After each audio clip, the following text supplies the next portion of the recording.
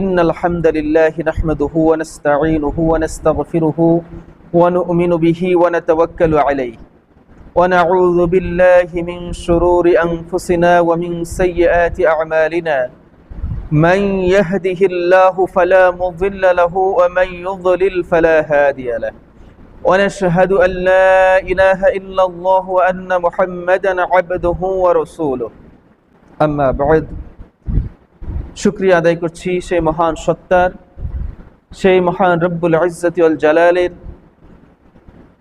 যিনি আমাদেরকে সুস্থ সবল রেখে আজকের এই পবিত্র জুমার দিনে পবিত্র জুমার নামাজ আদায়ের উদ্দেশ্যে পৃথিবীর সর্বশ্রেষ্ঠ স্থান, পৃথিবীর পবিত্রতম স্থান মসজিদে আসার বসার সুযোগ করে দিয়েছেন, তার প্রশংসা করার তৌফিক দান করেছেন, তার রাসূলের শানে দরুদ এবং সালাম পেশ করার সুযোগ করে দিয়েছেন। সর্বোপরি আমাদেরকে সমস্ত মুসলমানদের মধ্য থেকে নির্বাচিত করে প্রথম সারিতেই মসজিদে আসার মতো নেক আমল করার সুযোগ করে দিয়েছেন। এই জন্য তার কালিমত শুকর আদায় করছি, আলহামদুলিল্লাহ। প্রিয় উপস্থিতি, আল্লাহ রাব্বুল আলামিন আমাদেরকে একটা মিশন দিয়ে পাঠিয়েছেন দুনিয়াতে, খেলাফতি, তার খলিফা বা প্রতিনিধিত্ব করার জন্য। যদিও খলিফাটা এখন আমাদের সমাজে যারা কাপড় সেলাই করে এদেরকে বলা হয়, আসলে না, খলিফা মানে হলো প্রতিনিধি। কোনো ব্যক্তির বদলে, কোনো ব্যক্তির অনুপস্থিতিতে যিনি কাজ করেন তাকে বলা হয় ওই ব্যক্তির প্রতিনিধি বা খলিফা। মূলত প্রেসিডেন্ট যিনি ছিলেন মুসলিম বিশ্বে তাদেরকে বলা হতো খলিফা। খলিফা হযরত আবু বকর, খলিফা হযরত ওমর, খলিফা হযরত উসমান, খলিফা হযরত আলী রাদিয়াল্লাহু তাআলা আনহু। যে খেলাফতি আমাদেরকে দিয়েছেন, এই খেলাফতির মূল এজেন্ডা হলো ইসলাম, যেটাকে আমরা বলি দ্বীন। আল ইয়াউমা আকমালতু লাকুম দীনাকুম ওয়া আতমামতু আলাইকুম নি'মাতি ওয়া রাদিতু লাকুমুল ইসলামা দীনা।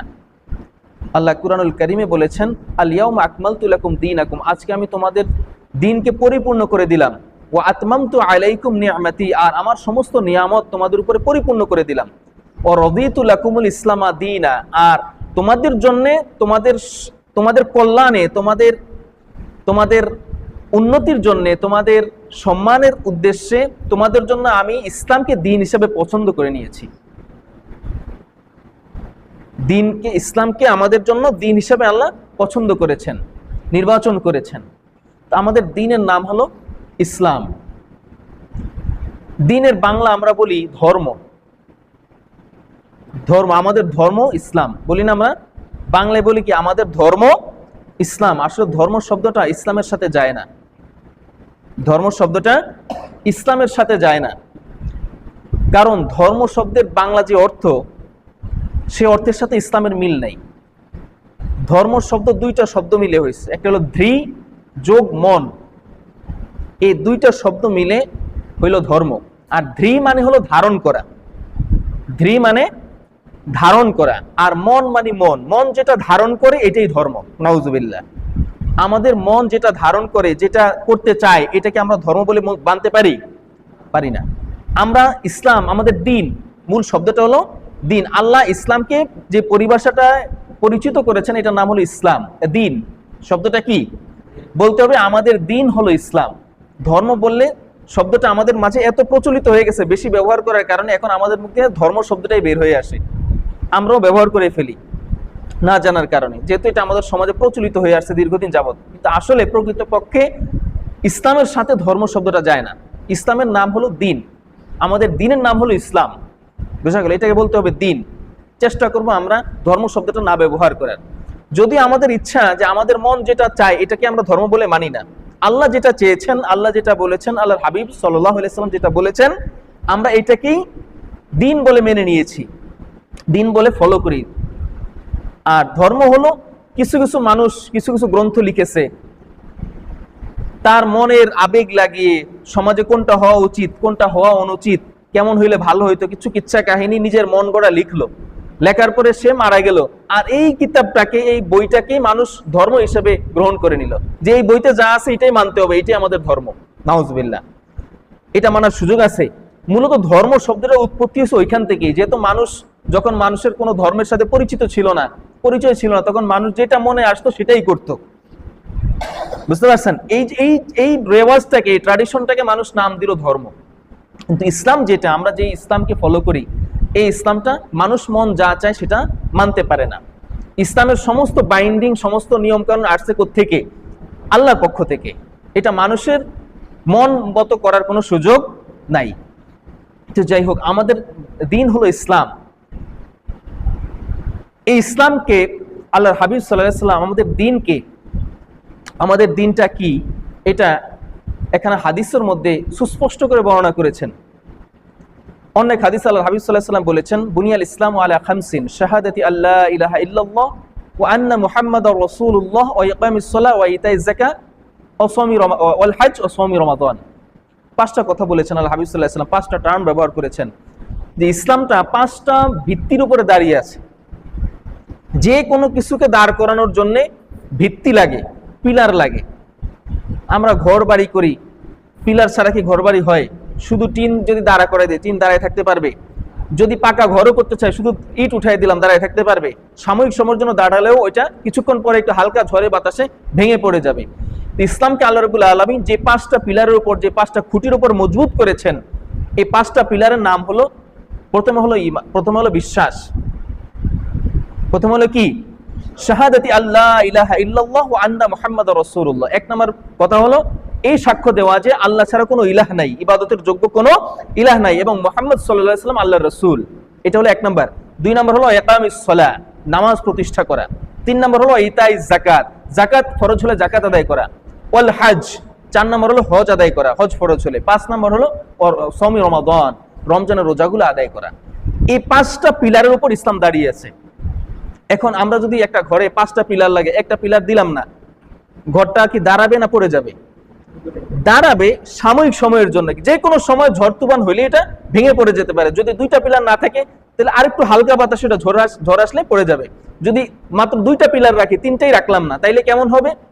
তাইলে ওইটা একটু হাত দিয়ে নাড়াচাড়া দিলে পড়ে যাবে। আর একটা পিলার যদি থাকে ওটা দাঁড়াবেই না। এইভাবে প্রত্যেকটা পিলারই জরুরি। একটা ঘরের জন্য একজন ইঞ্জিনিয়ার যে কয়টা পিলার জরুরি বলেন, যে এই কয়টা পিলার লাগবে, ওই কয়টা পিলারই জরুরি। কারণ ইঞ্জিনিয়ার এটা সম্পর্কে জানেন যে এই ঘরটা এত টন ওজনের, এতটুকু সিমেন্ট বালু রড এটাতে খরচ হয়েছে, সুতরাং এখানে এতটা পিলার লাগবে। এই হিসাব নিকাশ জানেন কে? ইঞ্জিনিয়ার। তো ইসলামের ইঞ্জিনিয়ার কে? ইসলামের ইঞ্জিনিয়ার কে? আল্লাহ এবং তার রাসূল সাল্লাল্লাহু আলাইহি ওয়াসাল্লাম। তো তারা বলেছেন যে ইসলামের ভিত্তি, ইসলামের পিলার লাগবে কয়টা?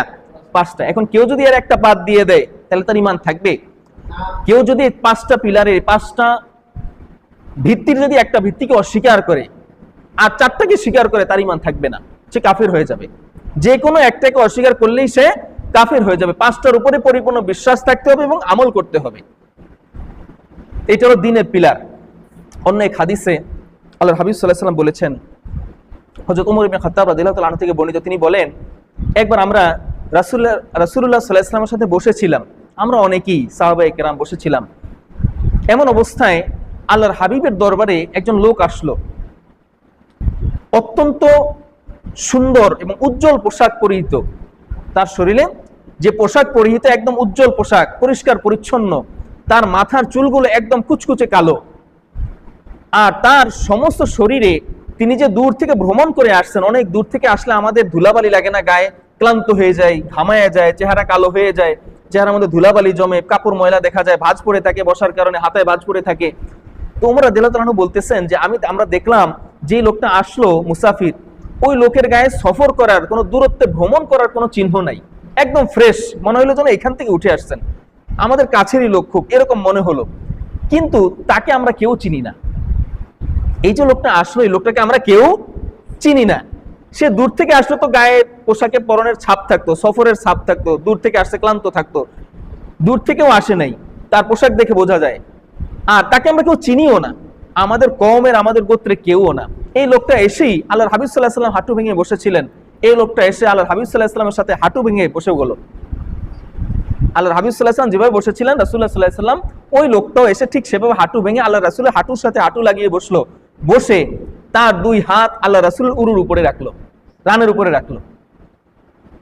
এরপর আল্লাহ হাবিব সাল্লাল্লাহু আলাইহি ওয়াসাল্লামকে জিজ্ঞেস করতে শুরু করলো, ইয়া মুহাম্মদ সাল্লাল্লাহু আলাইহি সাল্লাম আখবিরনি আনিল ইসলাম, আমাকে ইসলাম সম্পর্কে জানান, ইসলাম কি? তখন আল্লাহর হাবিব সাল্লাল্লাহু আলাইহি সাল্লাম বললেন, আল ইসলামু আন তাশহাদা আল্লা ইলাহা ইল্লাল্লাহ ওয়া আন্না মুহাম্মাদার রাসূলুল্লাহ ওয়া তুকিমিস সালাহ ওয়া তুতিজ যাকাত ওয়া তাহুজ্জাল বাইত ইন ইসতাতা'তা ইলাইহি সাবিলা ওয়া তাসুমা রমাদান। এখানেও 5টা কথা বলছেন। আন তাশহাদা আল্লা ইলাহা ইল্লাল্লাহ ওয়া আন্না মুহাম্মাদার রাসূলুল্লাহ, ইসলাম হলো এই সাক্ষ্য দেয়া যে আল্লাহ ছাড়া কোনো ইলাহ নাই, মুহাম্মদ সাল্লাল্লাহু আলাইহি ওয়াসাল্লাম আল্লাহর রাসূল। 1 নাম্বার, আন তাশহাদা আল্লা ইলাহা ইল্লাল্লাহ ওয়া আন্না মুহাম্মাদার রাসূলুল্লাহ ওয়া তুকিমিস সালাহ, তুমি নামাজ প্রতিষ্ঠা করবে, ওয়া তুতিজ যাকাত, তুমি যাকাত আদায় করবে, ওয়া তাহুজ্জাল বাইত, এবং আল্লাহর ঘরের জিয়ারত করবে, হজ করবে যদি তোমার ইন ইসতাতা'তা ইলাইহি সাবিলা, যদি তোমার সামর্থ্য থাকে, ওয়া তাসুমা রমাদান, আর রমজানের রোজাগুলো আদায় করবে। এটার নাম হলো ইসলাম। কয়টা জিনিস? 5টা জিনিস। এক কথা আমরা বলি কালিমা, নামাজ, যাকাত, রোজা, হজ, এই 5টা জিনিসের নাম হলো ইসলাম। এরপরে ওমর রাদিয়াল্লাহু তাআলা বলেন যে ফাকালা, এই লোকটা বলল, ওই অপরিচিত লোকটা বলতেছে, সদাক্তা, আপনি সত্য বলেছেন। লোকটা রাসূল সাল্লাল্লাহু আলাইহি ওয়াসাল্লামকে বলতেছে আপনি সত্য বলেছেন। যখন রাসূল ইসলামের সংজ্ঞাটা দিলেন, পরিচয় দিলেন যে ইসলাম হলো এই 5টা জিনিস, তখন লোকটা বলল আপনি সত্য বলেছেন। এখন আমরা কি বুঝলাম? ওই লোকটা মুহাম্মদ সাল্লাল্লাহু আলাইহি ওয়াসাল্লাম থেকে বেশি জ্ঞানী, এটাই তো বোঝা যায় নাকি? সেই লোকের উত্তর জানা আছে, জানা থাকার পরও তিনি ওনাকে জিজ্ঞেস করছেন মানে কি? রাসূলের ভাইবা নিতেছেন। তো যিনি ভাইবা নেন তিনি রাসূলের থেকে বেশি জ্ঞানী হওয়ার কথা না? তো ওমর রাদিয়াল্লাহু আনহু বললেন আমরা আশ্চর্য হয়ে গেলাম, ফাজিবনা লাহু, আমরা আশ্চর্য হয়ে গেলাম যে সে নিজেই প্রশ্ন করলো, আবার নিজেই সত্যায়ন করলো। ঘটনাটা কি? একজন মানুষ প্রশ্ন করে কখন? যখন সে জানে না, কিন্তু তার কথা বুঝলাম সে বিষয়টা জানে, তারপরে রাসূলকে জিজ্ঞেস করলো। এটা একটা হিকমত আছে, কারণ আছে, শেষের দিকে জানতে পারবো আমরা। এরপর আল্লাহর হাবিব সাল্লাল্লাহু আলাইহি ওয়াসাল্লামকে জিজ্ঞেস করলো এবার যে ফাআখবিরনি আনিল ঈমান, এবার আমাকে ঈমান সম্পর্কে জানান। এতক্ষণ বলছিল ইসলাম সম্পর্কে জানান, এবার বললো আমাকে ঈমান সম্পর্কে জানান, ঈমানটা কি? এরপর রাসূল সাল্লাল্লাহু আলাইহি ওয়াসাল্লাম বলেন আন তুমিনা বিল্লাহি ওয়া মালাইকাতিহি ওয়া কুতুবিহি ওয়া রুসুলিহি ওয়াল ইয়াউমিল আখিরি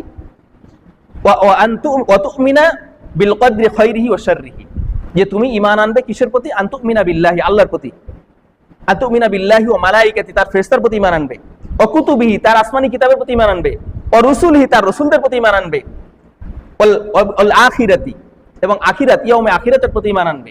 আর সর্বশেষ বলেন কি? ওয়াল বিল কদরি খাইরিহি ওয়া শাররিহি, আর তাকদীরের প্রতি বিশ্বাস রাখবে। তাকদীরে ভালো মন্দ কার পক্ষ থেকে আসে? আল্লাহর পক্ষ থেকে, এটার প্রতি বিশ্বাস রাখবে। এরপরে আল্লাহ রাসূল সাল্লাল্লাহু আলাইহি ওয়াসাল্লামকে জিজ্ঞেস করলেন যে আকবিরনি আনিল ইহসান, আমাকে ইহসান সম্পর্কে বলেন। প্রথমে ছিল ইসলাম, এরপরে ছিল ঈমান, এবার সর্বশেষে এসে জিজ্ঞেস করলেন আকবিরনি আনিল ইহসান, আমাকে ইহসান সম্পর্কে জানান ইয়া রাসূলুল্লাহ।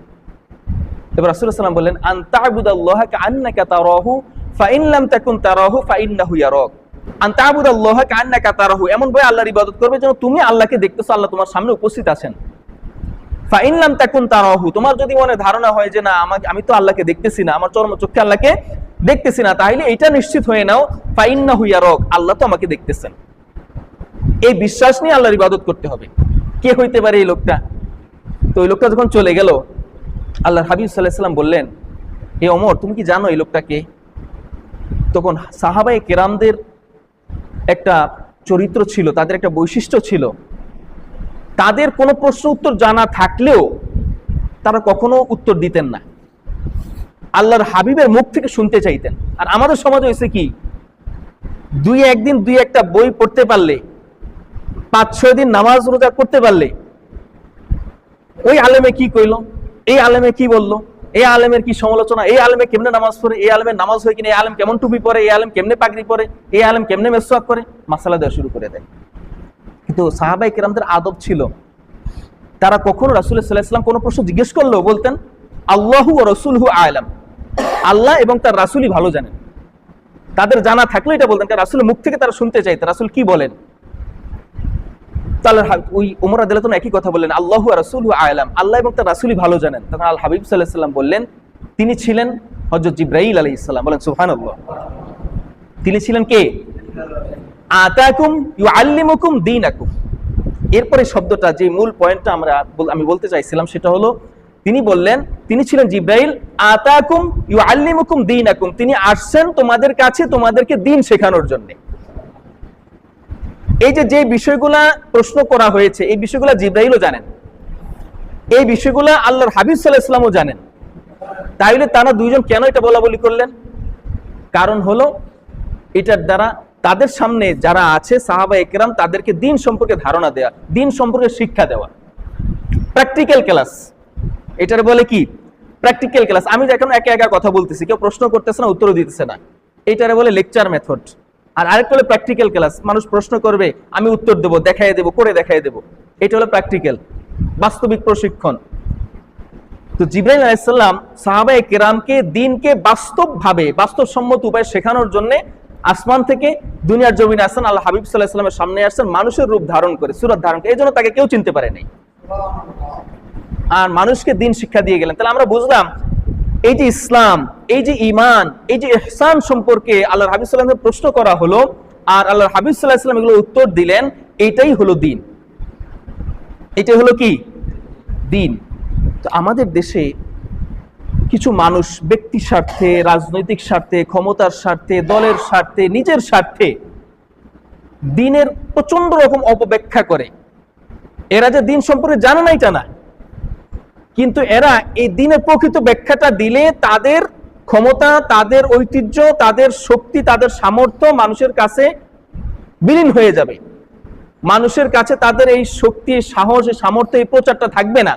এই জন্য তারা দ্বীনকে, ইসলামকে বিকৃত করে প্রচার করে, ইসলামের বিকৃত ব্যাখ্যা করে। এখানে সুস্পষ্ট হাদিসে যে 5টা বিষয়, 5-5-10টা বিষয় এবং ইহসানের বিষয়, এর মধ্যে শরিয়াত চলে আসছে, এর মধ্যে ঈমান চলে আসছে, এর মধ্যে তাসাউফ চলে আসছে। দেখেন, ঈমান হলো প্রথমে যে ঈমান সম্পর্কে, দ্বিতীয় পর্যায়ে ঈমান সম্পর্কে জিজ্ঞেস করা হলো। ঈমান হলো অন্তরের কথা, যে তুমি বিশ্বাস করবে আল্লাহর প্রতি, আখিরাতের প্রতি, কিতাবের প্রতি, রাসূলগণের প্রতি এবং কিসের প্রতি? তাকদীরের প্রতি। এটা হলো মনের বিশ্বাস, এই বিশ্বাসটা ঠিক রাখতে হবে। দ্বিতীয় পর্যায়ে এটা হলো ঈমান, আর দ্বিতীয় পর্যায়ে হলো, প্রথম পর্যায়ে এটা ছিল ইসলাম। ইসলামটা কি? তুমি সাক্ষ্য দিবে আল্লাহ ছাড়া কোনো মাবুদ নেই, এটা প্র্যাকটিক্যাল, মুখ থেকে উচ্চারিত হবে। তুমি সাক্ষ্য দিবে আল্লাহ ছাড়া কোনো ইলাহ নাই, মুহাম্মদ সাল্লাল্লাহু আলাইহি ওয়াসাল্লাম রাসূল। তুমি নামাজ প্রতিষ্ঠা করবে, যাকাত আদায় করবে, রোজাগুলো রাখবে, হজ ফরজ হলে হজ আদায় করবে। এই কাজগুলো প্র্যাকটিক্যাল করতে হবে।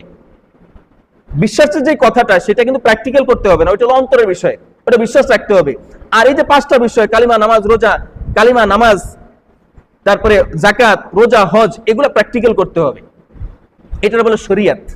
এটাকে কি বলে? শরিয়াত। কাজে পরিণত করাকে বলে শরিয়াত। আর ইহসান হলো তাসাউফ, আধ্যাত্মিকতা। এমন ভাবে আল্লাহর ইবাদত করতে হবে, আমরা আসি, নামাজ পড়ি, মানে খেয়াল খুশি থাকে না, আল্লাহর সাথে সংযোগ থাকে না। আল্লাহর সাথে একজন ফোনে কথা বলতেছে, কিন্তু কাজ করতেছে হাতে, তার মনোযোগ কোন দিকে থাকবে? ফোনে থাকবে না সামনের দিকে, কাজের দিকে থাকবে? ফোনের দিকে থাকবে না, কারণ কাজে, তার কাজটা করতেছে, ওইদিকে মনোযোগটা বেশি থাকবে। তার মনোযোগ থাকতে হবে উনি কি বলতেছেন, আমি কি বলতেছি। এই মনোযোগ যদি না থাকে, তাহলে এটার মধ্যে ব্যাঘাত সৃষ্টি হবে, দুইজনের মধ্যে। বলছে একটা, শুনবে আরেকটা, কারণ তার মনোযোগটা কাজের দিকে, অন্য কাজের দিকে। সুতরাং মনোযোগ যদি ওইদিকে না থাকে, তাহলে তার কথাও শোনা যাবে না, তাকে বলাও যাবে না, তার দুজনের মধ্যে সম্পর্ক তৈরি হবে না। একটা ছেলে নিয়মিত ক্লাস করে, নিয়মিত প্রতিদিন ক্লাসে যায়, এখন তার হাজিরা কি উপস্থিত না অনুপস্থিত থাকে? উপস্থিত থাকে। হাজিরা কি থাকে? শিক্ষক অবশ্যই টিক দেন যে সে উপস্থিত আছে। এখন ক্লাসে যাওয়ার উদ্দেশ্য কি শুধু ক্লাসে উপস্থিত হওয়া, নাকি কিছু অর্জন করা? কিছু অর্জন করা। এখন সে ক্লাসে গেল, আমরা মসজিদে আসলাম। সে ক্লাসে গেল, আমরা মসজিদে আসলাম।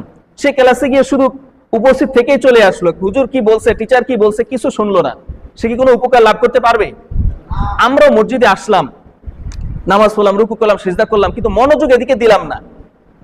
আমি যে আল্লাহর সাথে কথা বলতেছি, এদিকে মনোযোগ দিলাম না, তাহলে নামাজের দ্বারা আমার কোনো উপকার লাভ হবে? এই জন্যই দেখবেন আল্লাহ বলছেন যে ইন্নাস সালাতা তানহা আনিল ফাহশাই ওয়াল মুনকার, নামাজ মানুষকে অশ্লীলতা, পাপ কাজ থেকে দূরে রাখে। এরপর আমরা নামাজও করি, পাপ কাজও করি। কারণ কি? ওই যে নামাজের মধ্যে আমাদের মনোযোগ থাকে না, আল্লাহর সাথে সেতুবন্ধন নাই আমাদের, এই জন্য আমাদের নামাজ আমাদের কোনো উপকার করতে পারে না। কথা বুঝতে পারছেন?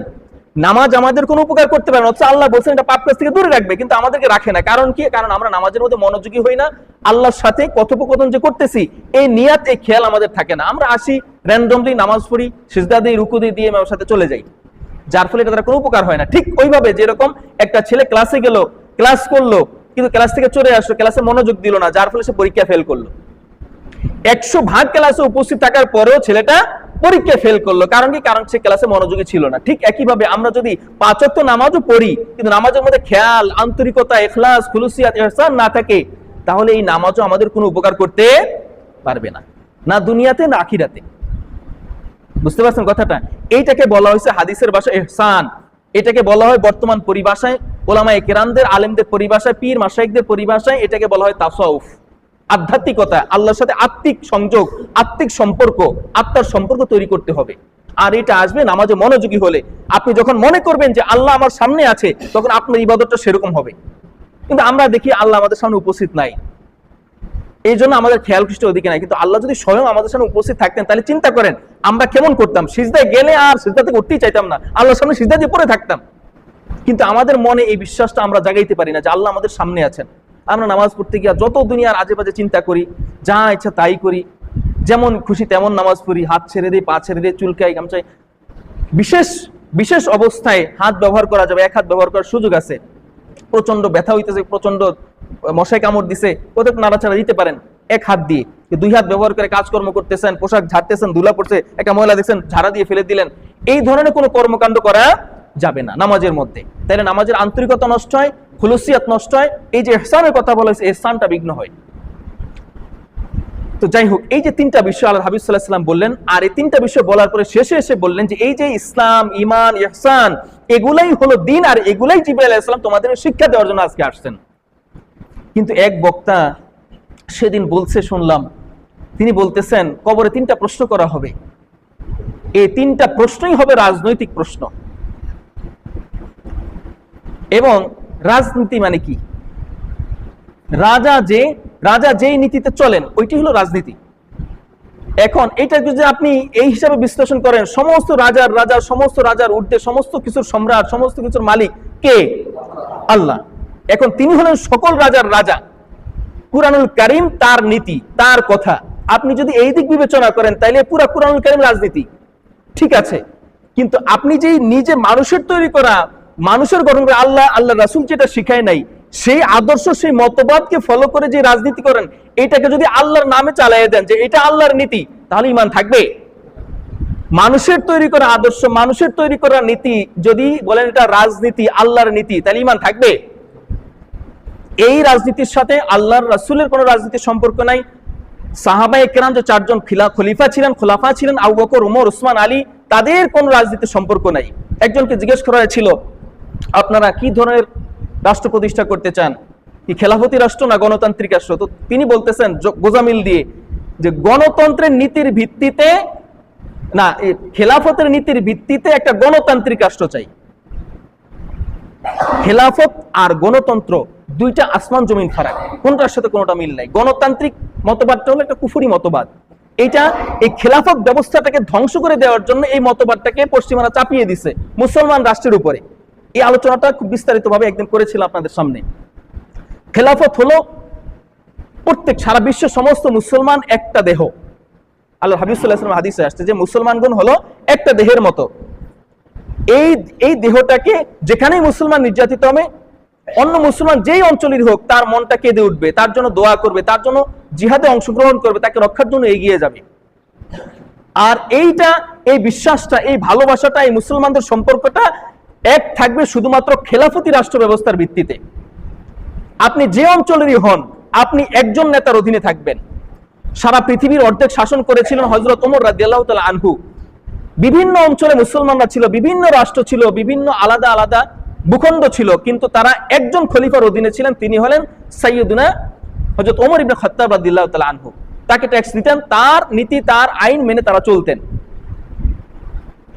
এটাকে বলে খেলাফতি রাষ্ট্র। একজন নেতা থাকবেন মুসলমান বিশ্বের, তিনি যখন যা বলবেন সমস্ত দেশগুলো একই কাজ করবে। কিন্তু এইটাকে নষ্ট করে দিল জাতীয়তাবাদ দিয়ে, যে না, এটা না, মুসলমান কোনো জাতি না, জাতি হবে দেশের ভিত্তিতে। এই দেশ মানে একটা জাতি, এই দেশ মানে একটা জাতি, পাকিস্তান মানে একটা জাতি, পাকিস্তানের একটা জাতি, বাংলাদেশিরা বাঙালি জাতি, ভারতীয়রা ভারতীয় জাতি, সৌদি আরব সৌদি আরবের জাতি। এইভাবে আলাদা আলাদা করে প্রত্যেকটা দেশকে খণ্ড বিখণ্ড করে দিয়েছে জাতীয়তাবাদের অভিশাপ দিয়ে। আর এই জাতীয়তাবাদকে ধারণ করে গণতন্ত্র, জনগণের ক্ষমতা, সমস্ত ক্ষমতা জনগণের, সমস্ত ক্ষমতার উৎস জনগণ, গণতান্ত্রিক ভিত্তিতে।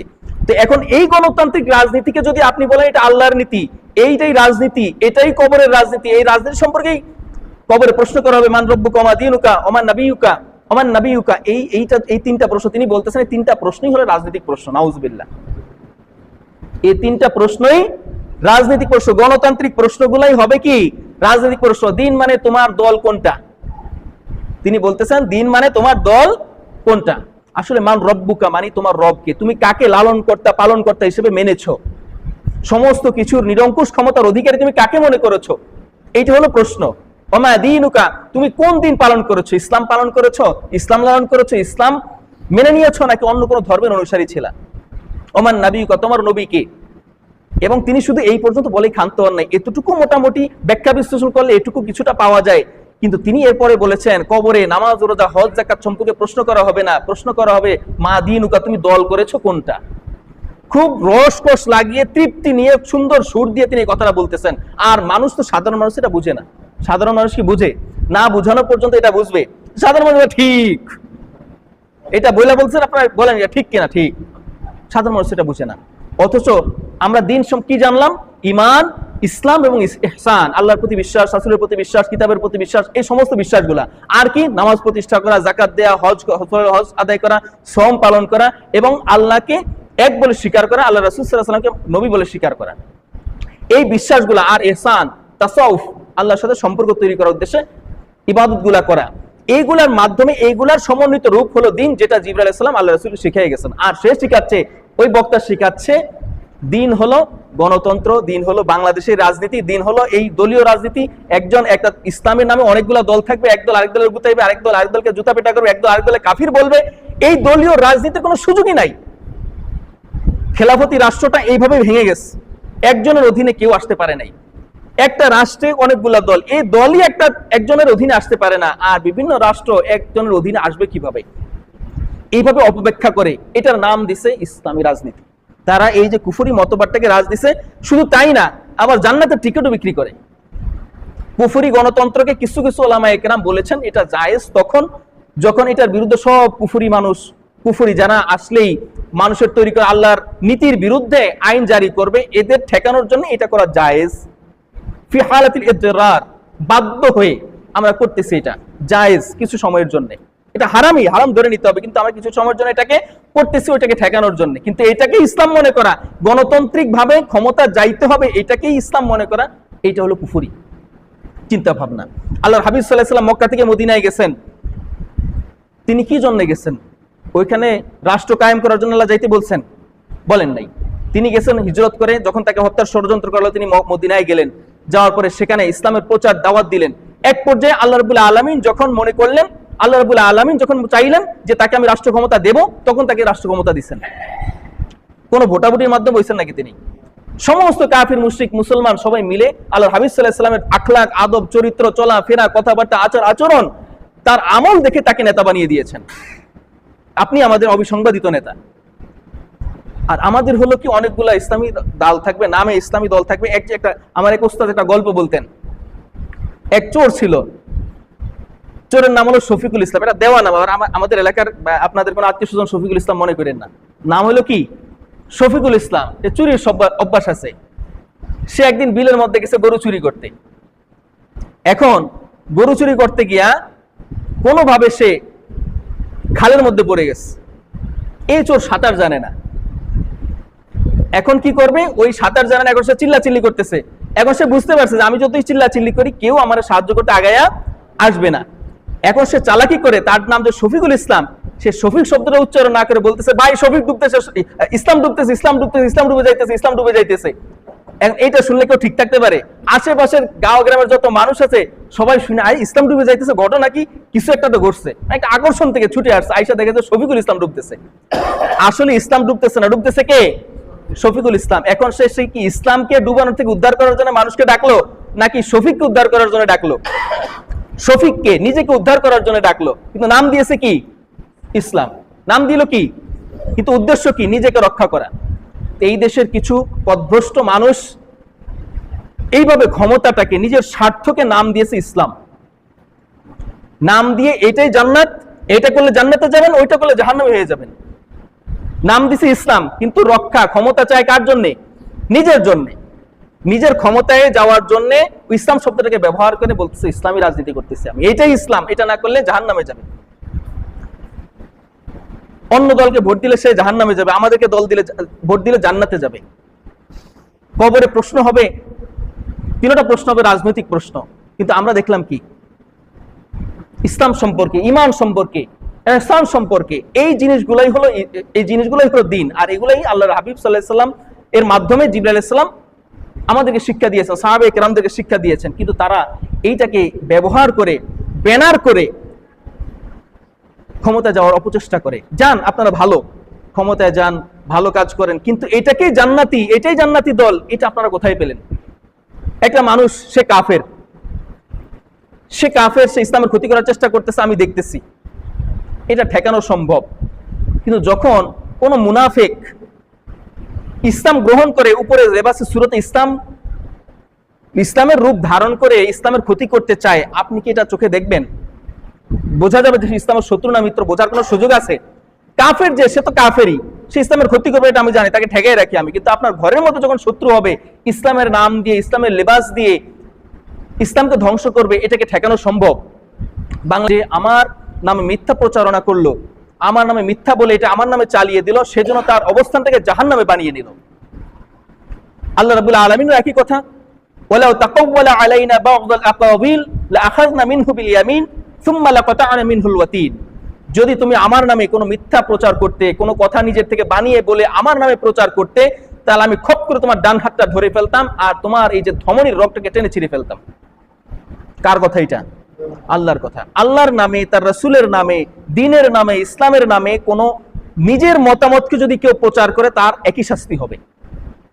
এই কথাটা আল্লাহ রাব্বুল আলামিন তার হাবিবের শানে বলছেন, মুহাম্মদুর রাসূলুল্লাহ সাল্লাল্লাহু আলাইহি ওয়াসাল্লামের শানে বলছেন, যিনি মাসুম, তার সম্পর্কে বলেছেন যে আপনি যদি আমার নামে কোনো কথা বলে আমার নামে চালিয়ে দিতেন, যেটা আল্লাহ বলছেন কিন্তু কথাটা আপনার, তাহলে আপনার ডান হাতটা ধরে আপনার গলার ধমনীর রগটা আমি ছিঁড়ে ফেলতাম।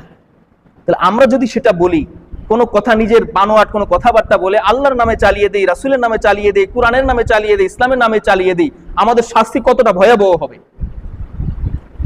ক্ষমতায় গেলেই ইসলাম কায়েম হয়ে যাবে, এই বিশ্বাসটা ঠিক না। হযরত মুসা আলাইহিস সালাম, তাকে যখন ফেরাউন ধাওয়া করলো, মুসা আলাইহিস সালাম তো ওই 12টা রাস্তা দিয়ে সমুদ্রের মধ্যে, রেড সির মধ্য দিয়ে 12টা রাস্তা হয়ে গেল আল্লাহর কুদরতে, তিনি পার হয়ে গেলেন। যাওয়ার পরে ফেরাউন ওইখানে ডুবে মরে গেল। মরে যাওয়ার পরে ফেরাউন ওই দেশের সম্রাট ছিল না? মুসা আলাইহিস সালাম কি দৌড়ে এসে তার ক্ষমতাটা দখল করছেন নাকি? যে হায় ক্ষমতা না গেলে ইসলাম কায়েম হবে না, তাড়াতাড়ি কি আমি ক্ষমতা দখল করি, ফেরাউন তো মরে গেছে, এটা করছেন তিনি? তাইলে ক্ষমতায় গেলে ইসলাম কায়েম হয়ে যাবে, বিষয়টা এরকম না। আপনি কোন প্রসেসে যাইতেছেন ক্ষমতা, এইটা একটা মূল বিষয়। সকল ক্ষমতার উৎস জনগণ, জনগণ চাইছে এই জন্য আমি ক্ষমতায় গেছি, জনগণ চাইলে আমি ইসলাম কায়েম করব, এইটা না, এটা হবে না। আল্লাহ চাইছেন ক্ষমতায় গেলে আপনি ইসলাম কায়েম করতে হবে। আল্লাহ যখন আপনাকে ওইখানে নিয়ে যাবেন, তখন ইসলাম কায়েম হবে। আল্লাহ রাব্বুল আলামিন বলেছেন, ওয়া'দাল্লাহুল্লাযীনা আমানু মিনকুম ওয়া আমিলুস সালিহাত লা ইস্তাখলিফান্নাহুম ফিল আরদি কামা ইস্তাখলাফাল্লাযীনা মিন ক্বাবলিহিম। আল্লাহ বলেছেন, আল্লাহ তোমাদের সাথে ওয়াদা করতেছে, ওয়া'দাল্লাহুল্লাযীনা আমানু মিনকুম, তোমাদের মধ্যে যারা ঈমান এনেছে তোমাদের সাথে আল্লাহ ওয়াদা করতেছেন, লা ওয়া আমিলুস সালিহাত, আর যারা নেক আমল করে, দুইটা শর্ত দিবেন, যে তোমাদের মধ্যে যারা ঈমান আনছে এবং নেক আমল করেছে, নেক আমল করবে, আল্লাহ তাদেরকে ওয়াদা দিতেছেন যে আল্লাহ তাদেরকে দুনিয়ার জমিনে নেতৃত্ব দান করবেন। দুইটা শর্ত, কয়টা? একটা হলো ঈমান আনতে হবে আল্লাহর প্রতি, আর আরেকটা হলো নেক আমল করতে হবে। নেক আমল সবই নেক আমল, আল্লাহ নির্দিষ্ট, রাসূলের নির্দিষ্ট ফরজ, ওয়াজিব, সুন্নত, মুস্তাহাব সবই নেক আমল। এই সমস্ত নেক আমল যখন আল্লাহর পছন্দ হবে, তখন আল্লাহ আপনাকে ক্ষমতা অধিষ্ঠিত করবেন। আপনাকে এই অর্ডার আল্লাহ দেন নাই যে মাইরা কাইটটা যেমনি হোক ক্ষমতায় গিয়া আমার ইসলাম কায়েম করো। আল্লাহ যখন আপনার আমল পছন্দ করে আপনাকে ক্ষমতায় দিবেন, তখন আপনার দায়িত্ব হবে ওইখানে ইসলাম কায়েম করা, ইসলামী আইন জারি করা। আপনি একটা পরিবারের সদস্য না, আপনি কি ওই পরিবারের মধ্যে আপনার কমান্ড চালু করতে পারবেন, আপনার আদেশ জারি করতে পারবেন? পারবেন নাকি? ওই পরিবারের সাথে আপনার সম্পর্ক না, ওই পরিবারে ঢোকার কোনো অনুমতি না, আপনি এখানে যাইতে পারবেন? যখন আল্লাহ চাইবেন ওই পরিবারের সাথে আপনার বিবাহ সূত্রে বা কোনো একটা সূত্রে সম্পর্ক তৈরি হবে, আপনি ওই পরিবারের প্রতিনিধি হবেন, তখন আপনার উপর ওয়াজিব হবে ওই পরিবারের মধ্যে ইসলাম কায়েম করা। আপনি বাইরে থেকে গিয়ে ওই পরিবারের মধ্যে ইসলাম কায়েম করতে পারবেন না, তারা আপনার অধীনে না। ওইখানে যাওয়া, ওইখানে ঢোকা আপনার কোনো অধিকার নাই। তবে আপনি দাওয়াতি কাজ করতে হবে, মানুষকে দিনের দিকে ডাকতে হবে, ওয়াজ নসিহত তাবলীগ তালকিনের মাধ্যমে, তারবিয়াত তাজকিয়ার মাধ্যমে মানুষকে ইসলামের প্রতি ডাকতে হবে। এরকমটা না যে মাইরা কাটো ঘর দখল করে ওর মনে ইসলাম প্রতিষ্ঠা করব আমি, এই দায়িত্ব আল্লাহ আপনাকে দেন নাই। আপনি নেক আমল করতে থাকেন, আমরু বিল মারুফ নাহি আনিল মুনকারের কাজ করতে থাকেন। যখন আপনার এই আমলগুলো আল্লাহর পছন্দ হয়ে যাবে, আল্লাহ তখন ওয়াদা করছেন যে তোমাদের নেক আমল আমার পছন্দ হলে তখন আমি তোমাদের ক্ষমতায় দেব। আর ক্ষমতায় যখন যাবেন তখন আপনার অধীনস্থ যারা আছে এদের উপরে ইসলামী হুকুমত কায়েম করা আপনার উপরে ফরজ। যেভাবে প্রত্যেকটা পরিবারের প্রধান উপরে ফরজ তার পরিবারের উপরে, পরিবারের মধ্যে ইসলাম কায়েম করা, সমাজের প্রধানের উপরে ফরজ সমাজে ইসলাম কায়েম করা। এখন আপনি সমাজের প্রধান হইতে পারলেন না, আপনি সমাজে যদি চান ইসলাম কায়েম করতে অবৈধ উপায়ে, এটা কি জায়েজ হবে? আপনি নেক আমল করে যেতে হবে, ভালো কাজ করে যেতে হবে। যখন আল্লাহ আপনার আমল পছন্দ করবেন তখন আল্লাহ আপনাকে ওইখানে নিয়ে যাবে। ক্ষমতার জন্য আপনাকে দৌড়াইতে হবে না মানুষের পিছনে, ক্ষমতা আপনার পিছনে ছুটে আসবে। আল্লাহর হাবিব কি মদিনায় ক্ষমতা লাভের জন্য গেছিলেন? যান নাই। তিনি যাওয়ার পরে তার নেক আমল, চলা ফেরা, দাওয়াতি তাবলীগের কাজ দেখে, তাজকিয়ার কাজ দেখে মানুষ তাকে নেতা বানিয়ে দিছে। মূলত মানুষ তাকে নেতা বানায় নেই, আল্লাহ রাব্বুল আলামিন মানুষের মনকে তার দিকে তাওয়াজ্জু করে দিয়েছেন। সমস্ত কাফিরগুলা পর্যন্ত তাকে সমর্থন করে তাদের অবিসংবাদিত নেতা হিসেবে গ্রহণ করে নিয়েছে যে আপনি আজকে থেকে আমাদের নেতা। এটা কি রাসূল ক্ষমতা চেয়ে নিছেন? বলছিলেন যে আমাকে ক্ষমতায় দাও, আমাকে প্রধান বানাও, আমি তোমাদেরকে ভালো কাজ ভালোভাবে রাখবো, পোশাক আশাক দেবো। মিথ্যা কোনো ওয়াদা করছেন তাদের সাথে? মিথ্যা কোনো ওয়াদা করেন নাই। তার আমল দেখে, তার চলাফেরা দেখে ওইখানে এলাকার যত মানুষ ছিল মদিনার সমস্ত মানুষগুলো তাকে নেতা বানিয়ে দিয়েছেন। ক্ষমতার জন্য তিনি সেখানে যান নাই। তো যখন তিনি ক্ষমতায় গেলেন, এরপরে এই যে ক্ষমতার যত রাষ্ট্র পরিচালনার যত আয়াতগুলো আছে, এই ক্ষমতায় যাওয়ার পরে, ক্ষমতা তাকে দেওয়ার পরে আল্লাহ রাব্বুল আলামিন সূরা মাইদা, সূরা নিসা এই সমস্ত অধিকাংশ আয়াতগুলো নাজিল করেছেন রাষ্ট্র পরিচালনার জন্য। এবার তুমি রাষ্ট্র পরিচালনা করো। এতদিন তোমাকে ক্ষমতা দেই নাই, ক্ষমতা যাওয়া তোমার জন্য ফরজ ছিল না, এখন তোমাকে ক্ষমতা দিয়েছি, এবার তুমি আমার আইন অনুযায়ী আমার আইনগুলো বাস্তবায়ন করো। বুঝতে পারছেন? একজন হজ করা কি? হজ করা কি ফরজ। এখন হজ করা ফরজ, একজন মানুষ চিন্তা করলো হজ করা ফরজ, বড় সওয়াবের কাজ, আমার তো টাকা পয়সা নাই, এখন কি করি? চুরি ডাকাতি করিয়া, বাটপারি করিয়া, চিটারি করিয়া, সুদের টাকা ঘুষের টাকা জমা করিয়া হইলেও আমি হজে যাবো। সে অবৈধ উপায় অবলম্বন করে হজে গেল, তার হজ কবুল হবে? হবে নাকি?